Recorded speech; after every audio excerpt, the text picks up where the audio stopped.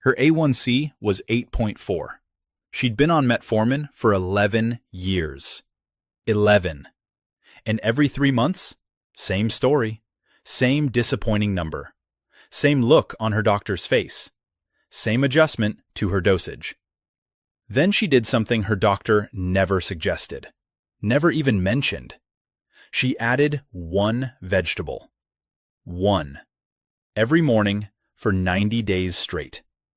When she walked back into that office, her doctor pulled up the lab results, went quiet for about 10 seconds, and said, and I'm quoting her now, "This doesn't make sense." Her A1C had dropped to 6.1. Now look, I'm not going to sit here and tell you okra is some kind of miracle cure. It's not. Nothing is.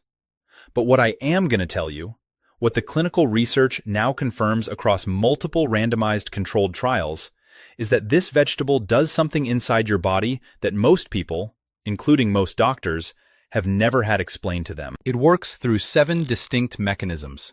7. And I've ranked them from the least powerful to the most powerful, because when you get to number 1, that's when you'll understand why pharmaceutical companies have zero interest in funding research on a vegetable that costs less than $2 at Walmart. Drop a comment saying, "I deserve the truth," if you believe healthcare information should be free and accessible to everyone. And share this video with someone you love who's managing their blood sugar. Because what I'm about to show you in the next 40 minutes could change how they think about this condition. Forever. This is Senior Health Blog, and the truth starts now. Before I rank anything, you need to understand what okra actually is at the molecular level. Because this isn't just a vegetable, it's a pharmacy. And I mean that literally. Okra, scientific name Abelmoschus esculentus, belongs to the Malvaceae family, same family as hibiscus. It's been cultivated for over 4,000 years. Originally in the regions around Ethiopia and Sudan. Ancient Egyptians were growing it as far back as 1216 AD. But here's what matters to you. When you slice open an okra pod, that sticky, slimy substance that comes out, the stuff most people hate, the stuff that makes you go, "Ugh, why is it so gooey?" That is the medicine. I know. It doesn't look like medicine. It doesn't taste like medicine. It looks like something you'd wipe off your cutting board. But that mucilage, and I know it's not a pretty word, is a complex polysaccharide matrix. It contains galacturonic acid, galactose, rhamnose, and arabinose. These aren't just fiber. They're bioactive compounds that physically interact with the lining of your small intestine. And here's something that blew my mind when I first came across it in the research. Ancient Egyptians weren't just eating okra as food. They were using it medicinally. Healers in traditional medicine systems across West Africa, South Asia, and the Middle East have used okra preparations to treat what we would now classify as diabetes symptoms for centuries. Long before anyone had a glucose meter, long before metformin existed. They observed that people who ate okra regularly had fewer of the symptoms we associate with uncontrolled blood sugar. The frequent urination, the thirst, the fatigue. They didn't know why it worked, they just knew it worked. Now we know why. And that's just the mucilage. The seeds inside? They contain flavonoids, specifically isoquercitrin and quercetin 3-O-gentiobioside, compounds that have been shown in laboratory studies to directly inhibit the enzymes that break carbohydrates into sugar. So you've got 2 systems working at once. The outside of the pod slows absorption, the inside of the pod blocks the enzymes that create the sugar in the first place. No single diabetes medication does both. And here's what really struck me when I started digging into this research. Okra has been used medicinally for thousands of years. In Turkey, roasted okra seed infusion has been a traditional diabetes remedy for generations.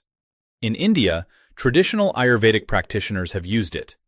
In West Africa and the Caribbean, it's a dietary staple that's been associated with lower diabetes rates for as long as anyone can remember. But it took until the last 5 to 10 years for Western clinical science to finally run the randomized controlled trials that prove what traditional medicine already knew. And now that the data is here, published in PubMed, peer-reviewed, replicated across multiple countries, the question isn't whether it works. The question is why more doctors don't know about it. Let me show you exactly how this plays out, ranked from the least powerful mechanism to the most powerful. And I promise you, number 1 is going to change how you look at that produce aisle. Number 7, the antioxidant shield. Now, this might seem basic. Every health video talks about antioxidants. I get it. But here's why it matters specifically for people managing blood sugar after 70. When your blood sugar runs high, even moderately high, it creates something called oxidative stress. Free radicals attack the walls of your blood vessels. They damage the tiny capillaries in your kidneys, your eyes, the nerves in your feet. That numbness? Those dry cracks on your feet? That's not just aging. That's oxidative damage driven by glucose. Here's what most people don't realize. Okra contains not 1, not 2, but multiple classes of antioxidants working together. Quercetin, catechins, epigallocatechins, myricetin. These aren't the antioxidants you find in a generic multivitamin. These are targeted compounds that specifically reduce the type of oxidative damage high blood sugar causes. A review published in Food Production, Processing, and Nutrition in 2025 confirmed that okra's polyphenolic compounds suppress inflammatory cytokines, specifically tumor necrosis factor alpha, and reduce the oxidative stress markers that drive diabetic complications. And here's the part that really got to me when I was reviewing this research. The quercetin glycosides in okra don't just neutralize free radicals floating around in your blood. They actually protect the mitochondria inside your kidney cells. A study on kidney mitochondrial function found that isoquercitrin and quercetin from plant sources, both present in okra, reduce hydrogen peroxide generation within the mitochondria themselves. That's not mopping up the mess. That's stopping the mess from being made in the first place. Think of it this way. Your blood sugar is the fire. Antioxidants don't put out the fire, but they protect the walls from burning down while you're working on the fire itself. And okra's antioxidants? They're not standing outside with a garden hose. They're inside the walls, reinforcing the structure. And for seniors who've been dealing with elevated glucose for 10, 15, 20 years, that accumulated oxidative damage is real. I was never told about this. That's a phrase I see in the comments constantly, and it frustrates me. Because this information exists. It's published. It's in the journals. It's just, nobody sits down and explains it. But mechanism number 7 is just the foundation. Number 6 is where the practical impact starts showing up on your lab work. Number 6, the cholesterol and triglyceride reset. Now, if you're watching this, chances are you're not just managing blood sugar. You're also dealing with cholesterol, maybe triglycerides, maybe both. And your doctor probably put you on a statin alongside your metformin. Sound familiar? Here's what the research shows. A 2025 meta-analysis, and this was published in Phytotherapy Research, pooled data from 6 randomized controlled trials on okra supplementation in type 2 diabetic patients. They found that okra significantly reduced fasting blood glucose. But here's what surprised even the researchers. It also dropped triglycerides and total cholesterol. The mechanism is actually pretty elegant. The soluble fiber in okra binds to bile acids in your gut. Your body uses cholesterol to make bile acids. So when okra traps those bile acids and pulls them out of your system, your liver has to pull cholesterol from your blood to make more. It's like your body's own internal recycling system. And okra turns up the speed on that conveyor belt. Now, I want to be real with you about something, because I see this in the comments all the time. People say, I'm doing everything right, but I'm still declining. And that phrase, man, it hits hard every time I read it. Because often what's happening is, you're fighting the blood sugar battle on one front, but the triglycerides, the cholesterol, those are flanking you on the other side. And nobody told you they were connected. Here's the part your cardiologist probably hasn't connected. High triglycerides and high blood sugar are not separate problems. They're the same problem. They both stem from insulin resistance. When your cells can't use glucose properly, your liver converts the excess into triglycerides. So your liver is basically saying, I can't burn this fuel, I'll store it as fat instead. Fix the insulin sensitivity, and you start fixing both numbers at once. And here's what frustrates me about how modern medicine works. You go to your endocrinologist for blood sugar. You go to your cardiologist for cholesterol. They give you separate pills, separate copays, for separate problems that come from the same root cause. And neither one mentions a $2 vegetable that addresses both simultaneously. And that's exactly what okra appears to do. Now, everything I've just explained covers what happens during the day. But there's a whole other side to blood sugar management. What happens while you sleep? That's actually something I wrote a full guide about. It's called the Midnight Insulin Trap. I'll leave the link in the description. But right now, let's keep going because number 5 is where things get really interesting. Number 5. Natural GLP-1 stimulation. Now, if that name sounds familiar, it should. GLP-1, glucagon-like peptide 1, is the exact same hormone that drugs like Ozempic and Mounjaro are designed to mimic. Those drugs? They cost anywhere from $800 to $1,300 a month, without insurance. Okra stimulates GLP-1 production naturally. Let me explain how this works because it's actually brilliant when you understand the biology. When you eat okra, the soluble fiber creates a viscous gel in your intestinal tract. This gel does something unexpected. It slows the movement of food through your gut. Normally, glucose from your meal gets absorbed quickly in the upper part of your small intestine. But when okra's mucilage is present, that glucose gets pushed further down, deeper into the intestinal tract. Why does that matter?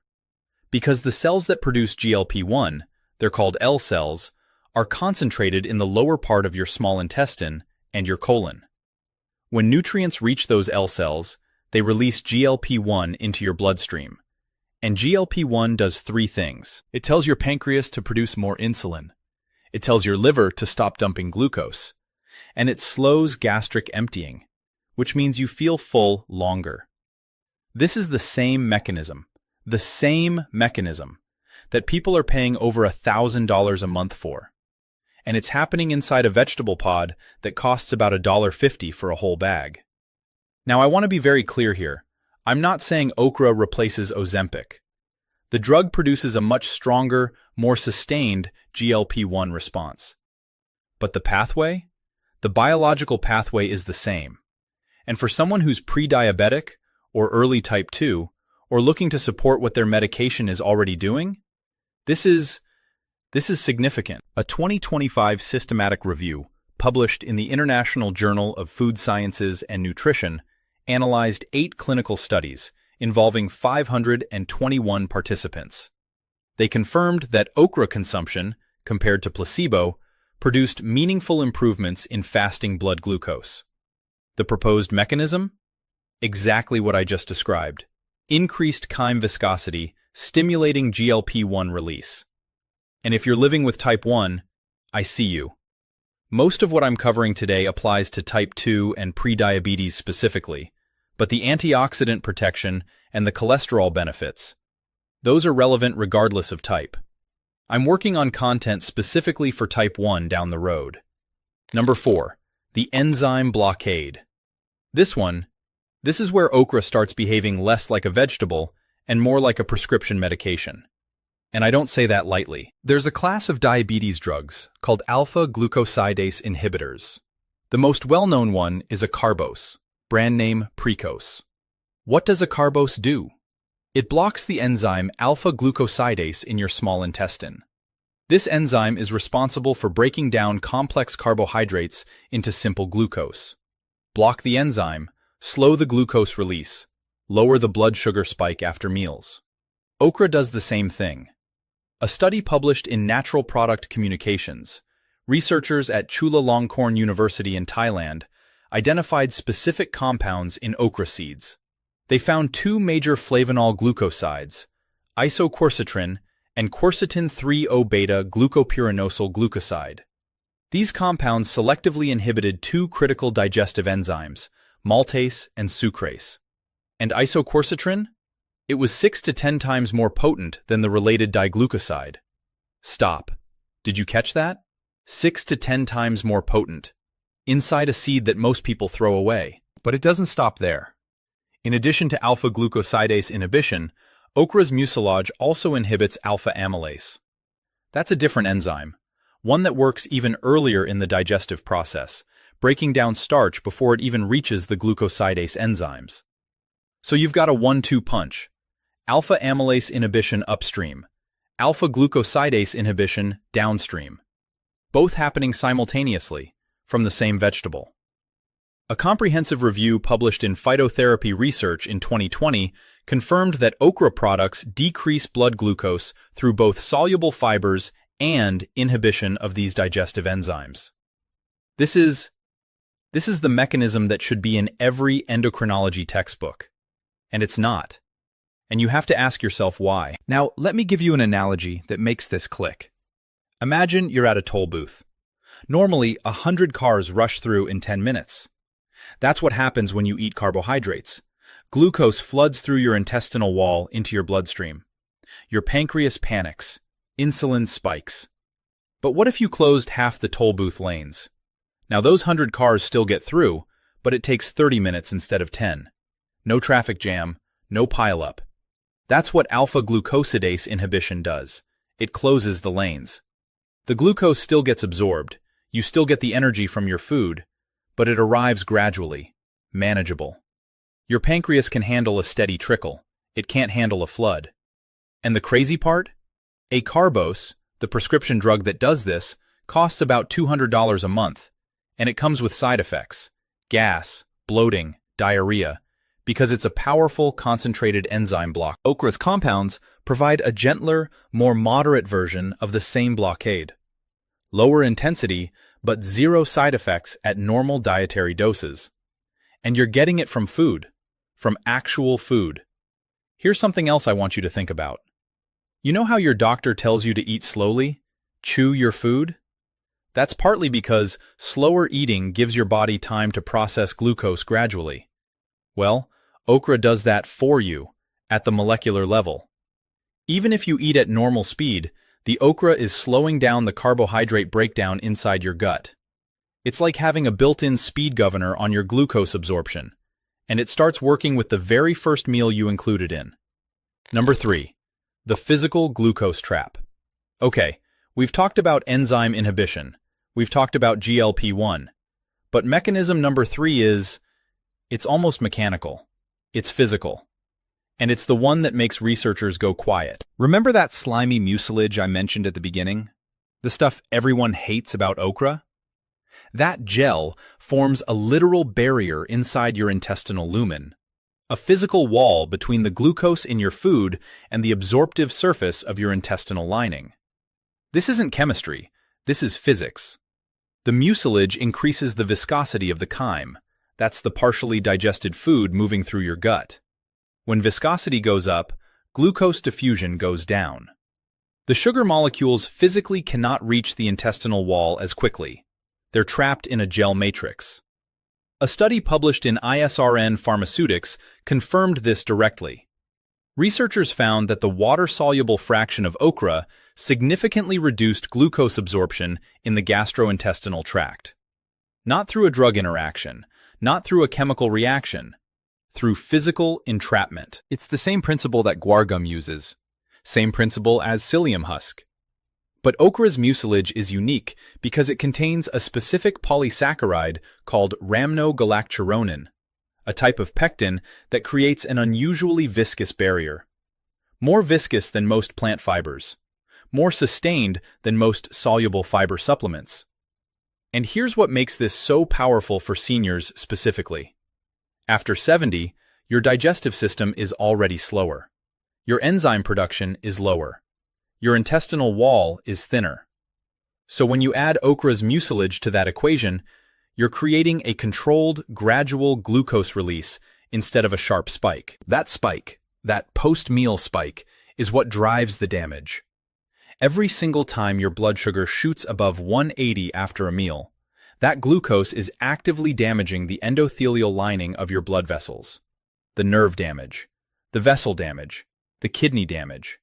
It's not caused by your average blood sugar, it's caused by the peaks, the spikes. Flatten the spike, and you protect the organs. And that's exactly what this mechanism does. Every meal, every day, quietly, without a prescription. And look, I know a lot of you watching this are on metformin. Some of you have been on it for 10, 15, even 20 years. I'm not going to tell you to stop taking it. That's between you and your doctor.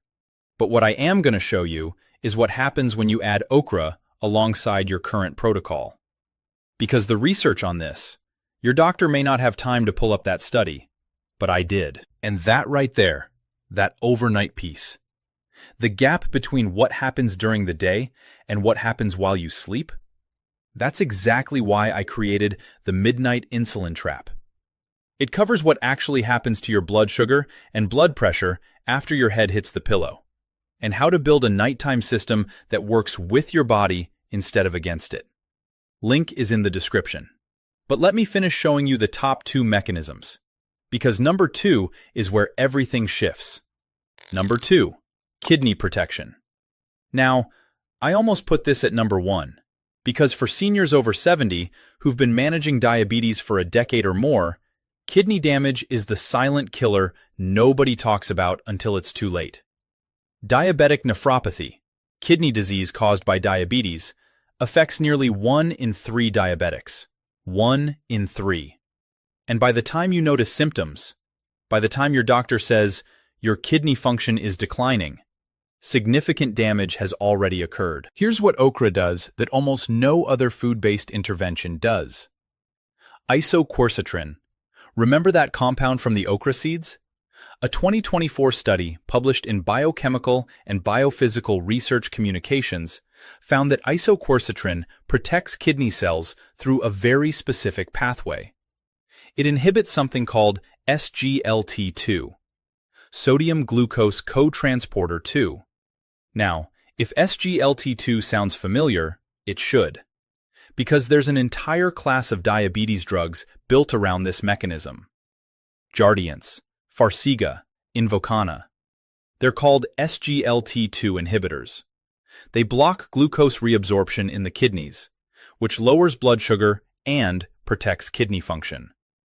These drugs cost $300 to $600 a month, and the compound that does something remarkably similar is sitting inside the seeds of a vegetable you can get for $1.99 at any grocery store in America. Now hold on. I need to slow down here because this is important. I'm not saying okra is an SGLT2 inhibitor in the way Jardiance is. The drug is precisely engineered, standardized dosing, FDA approved. I respect that.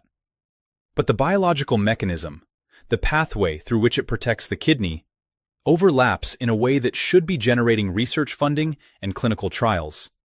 And it's not. And you gotta ask, why? When a compound found in a common vegetable shows kidney protective effects through the same pathway as a $600 a month drug, why isn't that the lead story on every medical news site? The researchers found that isoquercitrin suppressed the expression of SGLT2 in kidney cells exposed to high glucose conditions. It reduced glucose uptake. It protected the cells from sugar-induced damage. The study concluded that isoquercitrin exhibits hypoglycemic and renal protective effects by inhibiting the SGLT2 pathway. Additionally, a separate study, a polysaccharide extracted from okra, was tested on diabetic mice with kidney damage. After 8 weeks of treatment, the okra polysaccharide significantly decreased markers of kidney injury. Creatinine dropped. Urea nitrogen dropped. Protein in the urine dropped. The researchers actually observed reversal of the structural damage to the kidney under microscope. For anyone watching this who's been told their kidney function is declining, for anyone whose doctor mentioned stage 2 or stage 3 kidney disease alongside their diabetes diagnosis, this research should be front-page news. and it's not. 15 of your comments have mentioned kidney concerns. I hear you. And this is why I brought it up. Now, before I reveal mechanism number 1, and trust me, you're gonna want to hear this, I have to stop. Because there's something critical, something most videos about okra will never tell you. There are specific situations where okra can actually cancel the benefit of what you're already doing. And if you skip this part, you could make a mistake that costs you months of progress. Mistake number 1. Do not eat okra at the same time you take metformin. This is probably the most important thing in this entire video. A study published in ISRN Pharmaceutics, the same journal I cited earlier, found that the water-soluble fraction of okra significantly reduced the absorption of metformin in the gastrointestinal tract. The mucilage that traps glucose? It also traps your medication. The soluble fiber physically entraps metformin molecules in the gut, preventing them from entering your bloodstream. Researchers observed that blood glucose levels in rats taking metformin with okra remained dramatically higher than rats taking metformin alone. The okra canceled the drug's effect. The fix is simple. Separate them by at least 2 to 3 hours. Take your metformin on its schedule. Eat your okra at a different meal. Morning okra, afternoon metformin. Or the reverse, just never together. Mistake number 2. Do not eat raw okra if you have a history of kidney stones. Okra contains calcium oxalate. If you're prone to kidney stones, and many people with type 2 diabetes have acidic urine which increases stone risk, raw okra in large quantities can contribute to stone formation. Cooking okra reduces the oxalate content significantly, so cook it. Don't juice massive quantities of raw pods. Mistake number 3. Do not assume more is better. Clinical trials showing benefits used specific doses, typically 1,000 to 3,000 milligrams of okra powder daily, or about 4 to 6 fresh pods. Going beyond that doesn't improve results. It just increases the likelihood of digestive issues, gas, bloating, cramping, especially from the fructans in okra. Start with 2 pods daily and work up to 4 over 2 weeks. Mistake number 4. Do not rely on okra water alone. I know the internet is full of okra water recipes.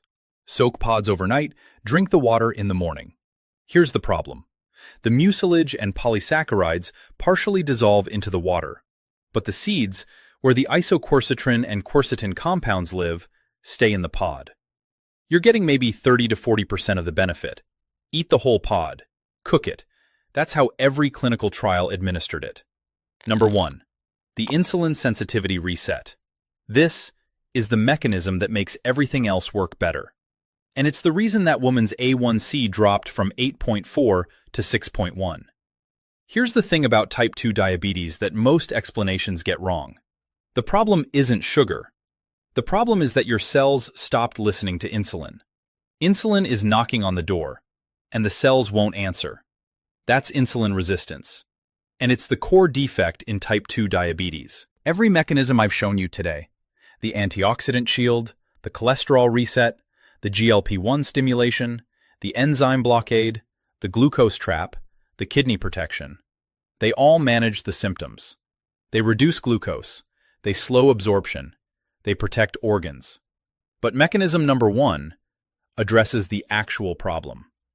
A 2025 meta-analysis of randomized controlled trials published in Phytotherapy Research confirmed that okra supplementation significantly reduced fasting blood glucose by an average of 21.7 milligrams per deciliter and reduced HbA1c by 0.42%. Now, 0.42% might not sound like much, but let me put that in perspective.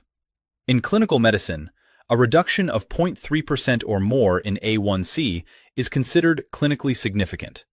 That's the threshold where complication risk measurably decreases. Every 0.1% reduction in A1C reduces the risk of microvascular complications, that's your eyes, your kidneys, your nerves, by roughly 10%. So a 0.42 reduction? That's meaningful. That's not a rounding error. That's a real shift in your risk profile. And a separate meta-analysis, published in the International Journal of Food Sciences and Nutrition in 2024, analyzing 8 studies with 521 participants, found an even larger effect. Fasting blood glucose dropped by an average of 32.56 milligrams per deciliter, and HbA1c dropped by 0.48%. Now, I gotta be honest with you here. Some individual studies showed smaller effects. One study, using okra mixed into yogurt, didn't see significant changes. So this isn't magic. The preparation matters, the dose matters, the duration matters. But when you pool all the evidence together, multiple research teams, different countries, different patient populations, the direction is consistent. Blood sugar goes down, A1C improves, and the more you dig into why it works, the more it makes sense. The proposed mechanism involves multiple pathways working together. Okra's polyphenolic compounds, particularly the quercetin glycosides, modulate peroxisome proliferator activated receptors. They enhance the expression of GLUT4 glucose transporters on cell surfaces, and they suppress the inflammatory cascade driven by NF-kappa B that damages insulin receptor signaling. In plain English, okra helps your cells answer when insulin knocks, not by forcing them, not by flooding the system with more insulin, but by repairing the signaling pathway that was damaged by years of high glucose and chronic inflammation. Let me give you an analogy that I think makes this click. Imagine your cell is a house, and insulin is the mailman trying to deliver a package. The package is glucose, energy your cell needs. In a healthy person, the doorbell rings, the door opens, package delivered. In insulin resistance, the doorbell is broken. The mailman keeps ringing, nobody answers. So your body sends more mailmen, more insulin, until your pancreas is exhausted from producing mailmen that nobody lets in. What okra does, through its quercetin glycosides and polyphenolic compounds, is it fixes the doorbell. It repairs the receptor. It doesn't send more mailmen. It makes the ones you already have effective again. And the 2023 clinical trial, the double-blind, placebo-controlled study published in the Journal of Ethnopharmacology. This one really stuck with me. They gave type 2 diabetic patients 1,000 milligrams of okra 3 times daily for 3 months. Not only did fasting blood glucose drop, not only did A1C improve, they also measured C-reactive protein. That's an inflammation marker. And it went down too. No liver side effects. No kidney side effects, no blood pressure changes, no adverse events. 3 months, a vegetable extract, multiple metabolic improvements, and 0 harm. When's the last time a pharmaceutical company could say all of that about one of their drugs?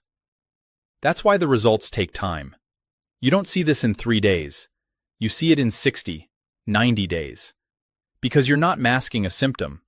You're rebuilding a system.